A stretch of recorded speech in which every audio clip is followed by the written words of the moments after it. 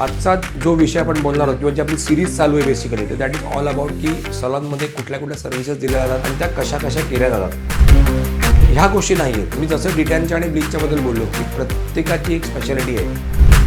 आता त्या वेळेला त्या एजला आणि त्या तुमच्या स्किनच्या कंडिशनला ती स्पेसिफिक गोष्ट करणं गरजेचं असतं.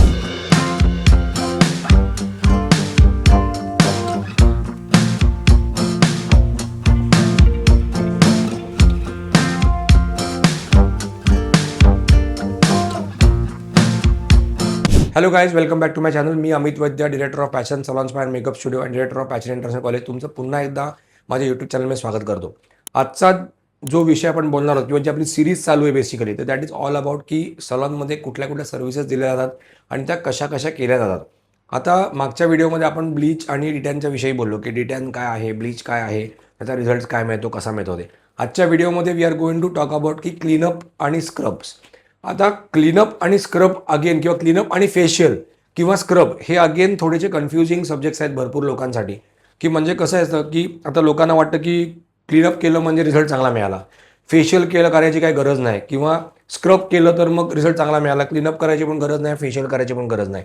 तर ह्या गोष्टी नाही आहेत. मी जसं डिटॅनच्या आणि ब्लीचच्या बद्दल बोललो की प्रत्येकाची एक स्पेशालिटी आहे, तर तशीच क्लीनअपची पण एक स्पेशालिटी आहे, तशीच स्क्रबची पण एक स्पेशालिटी आहे आणि तशीच फेशियलची पण एक वेगळी स्पेशालिटी आहे.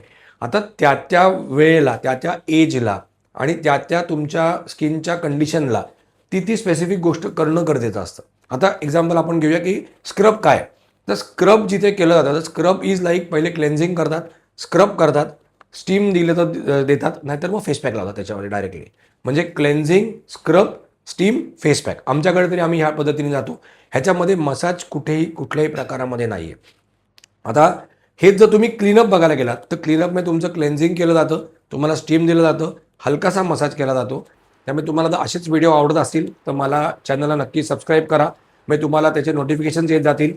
आणि ह्याच्या डिस्क्रिप्शन बॉक्समध्ये माझा इन्स्टा आय डी पण मेन्शन केला, त्याला पण नक्की फॉलो करा. म्हणजे तुम्हाला इथले छोटे छोटे व्हिडिओ तुमच्यापर्यंत पोहोचतात. Thank you very much.